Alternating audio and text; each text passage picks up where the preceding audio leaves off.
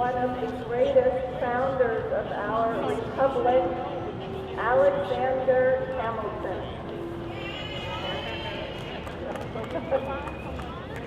Well, I'd say it's great to be with you today, although unfortunately we're in Wall Street, which has definitely taken a downturn since my days a couple hundred years ago. I'm Alexander Hamilton. I was the first Treasury Secretary of the United States, as well as General George Washington's aide-de-camp and general myself. At the creation of the United States, I issued 3 crucial reports about how our economy would develop. A report on the national debt, a report on public credit, and a report on manufacturing. I opened my report on manufacturing by writing the expediency of encouraging manufacturers in the United States, which has not long since been very questionable, appears at this time to be pretty generally admitted. In my day, there was a line of debate about whether the United States should be an agricultural or a manufacturing nation. And it was necessary for me to lay out the reasons that a manufacturing approach would provide the greatest wealth, power, and freedom for the new United States. Some, in my day, even went so far as to claim that agriculture was the only source of wealth for a nation. They said that agriculture only produces, while manufacturing also consumes. This is the answer that I made to that objection in my 1791 report on manufacturing. I wrote, the annual produce of the land and labor of a country may only be increased in 2 ways. One, by some improvement in the productive powers of the useful labor, which actually exists within it. Or, second, by some increase in the quantity of that labor. That with regard to the first, the productive powers of labor, that the labor of artificers, of workmen, of manufacturers, is capable of greater subdivision and simplicity of operation compared to that of farmers. That therefore, manufacturing is susceptible in a proportionally greater degree of improvement in its productive powers, whether to be derived from an accession of skill or from the application of ingenious machinery, in which particular, therefore, the labor employed in the agriculture business can have no advantage over that of manufacturing. Agriculture, then, was not the most productive possible use of labor. The increase of manufacturing can be seen in the U.S. since my time by looking at the ratio of people involved in agriculture. In my day, it was over 90%. Today, less than 1% of the American population is involved in agriculture. Yet the food production has not decreased. It was not agriculture pursued as agriculture that caused this change, but the beneficial effects of manufacturing, of industry, of science, of invention. I understand that today, in the year 2015, the year of our independence, the 239th, there are again those who say that manufacturing is not the most productive use of labor. They say that finance itself is the most productive policy we could apply as a nation. And we see this all around us with the huge sums of government money and loans given to the rotten institutions surrounding us here today. In my day, it were inconceivable that any sane man would promote a post-manufacturing economy in which the phrase making money had so literal a meaning, and in which the beautiful history of man's rise from barbarism to civilization, with the application of new scientific and social principles, that this would be neglected and ignored. Truly today, our United States must reclaim the source, the origin of its now mighty and once mightier economic strength by a powerful support of manufacturers, industry, infrastructure, and science. And as the more recent economic discoveries of Lyndon LaRouche placed into sharp focus, that creative act itself, through the promotion of a culture and the application of discoveries of higher energy flux densities of infrastructure and production. To make this possible today, Alexander Hamilton fully endorses the return of the Glass-Steagall Law as the first of Lyndon LaRouche's 4 essential laws to save the USA. Following his vision, I expect the creation of public credit to finance infrastructure, industrialization, and science projects in this country will put us on the path towards great economic progress. If we commit ourselves to these principles and throw off the yoke of these Tory bankers all around us, these anti-American institutions polluting Manhattan, then the future of the U.S. can be one of great joy, great progress, and the opportunity to be a boon rather than a threat to mankind. Thank you. That was Alexander Hamilton.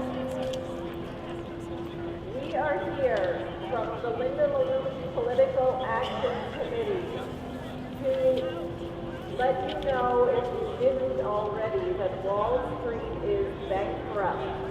It is finished. It is done. It needs to be buried. Last week, the Swiss franc decoupled from the euro. This week, the Danish krona is likely to decouple from the euro. On Thursday, there is going to be a new, well, we don't know what the ECB will decide, but probably a few billion or trillion. I mean, what's a trillion once you get to a quadrillion? Euros to bail out the European banking system, which is totally bankrupt. On Sunday, we have elections in Greece, where the party that is likely to win wants to pull Greece out of the euro. If you ever built a house of cards and you pulled out one of the cards, what happens? So this system is finished. Wall Street is only slightly less bankrupt than the European system, and Lyndon LaRouche, who warned that Nixon was going to take the dollar off gold, which Nixon did, Lyndon LaRouche, who warned in January of 2001 of a Reichstag fire event, a terror attack on the U.S. which occurred in September 2001, Lyndon LaRouche is warning that if the U.S. is insane enough under the London and Wall Street dictatorship, which is why British Prime Minister Cameron has been meeting with Barack Obama over the weekend, and why Tony Blair was meeting with the Republican Party in Percy, Pennsylvania. They are idiots enough to provoke Russia by backing Nazis in Ukraine, hardcore swastika-bearing Nazis, which we put in place in the Ukrainian government as a direct provocation of Russia.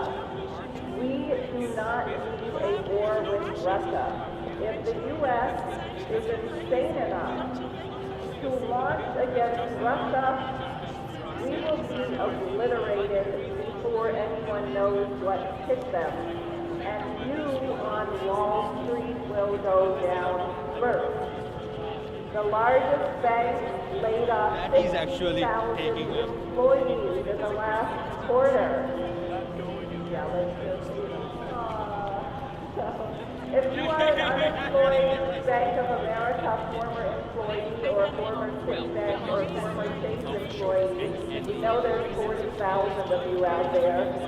You should sign up at the nearest Maroon table and get active.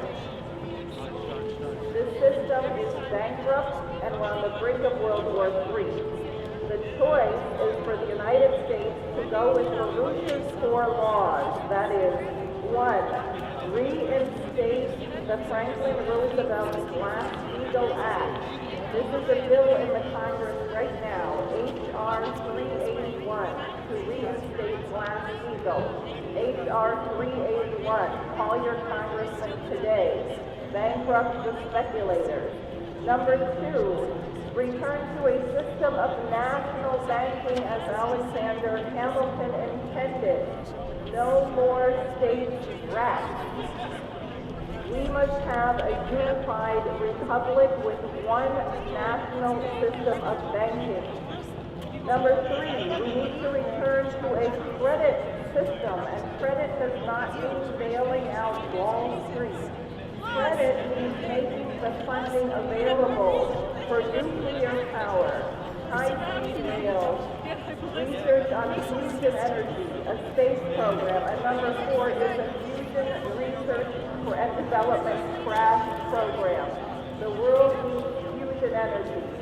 China is working very aggressively to develop fusion power as well they should. China has had 5 missions to the moon recently to examine the possibility of mining the moon's source helium-3. The United States, by contrast, cannot even send an astronaut to Germany to participate in a space conference, let alone send someone to outer space. Wall Street is bankrupt. We have to bury it. We should throw Obama and most of the Congress out of office. We should ensure that Jeb Bush of the infamous Bush family, the Bandar Bush Saudi royal family, should not get into the White House. Jeb Bush, I'll just say that not that far from here is the site of the former World Trade Center. And in the Congressional Joint Inquiry investigating what was behind 9/11, there was one chapter of which 28 pages ostensibly on who financed this attack and the Saudi role in particular. These pages must be released and made public.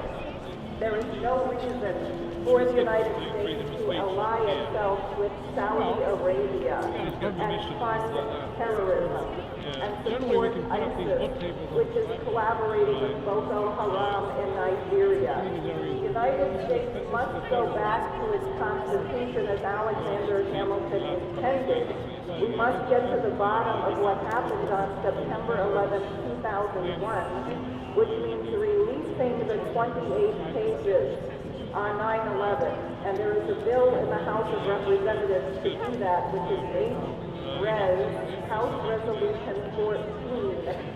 So your homework is to call up your congressman, tell them to co-sponsor H.R. 381 to reinstate Glass-Steagall, to co-sponsor House Resolution 14 to release the 28 pages, and then to organize your fellow citizens to not be a sucker for Wall Street, a sucker for the worship of money. The dollar is going to have no value as the euro system collapses. So you better join Maroon today.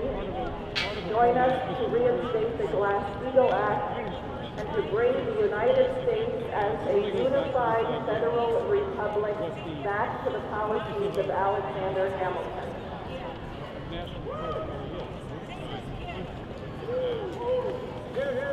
that, then you can straighten.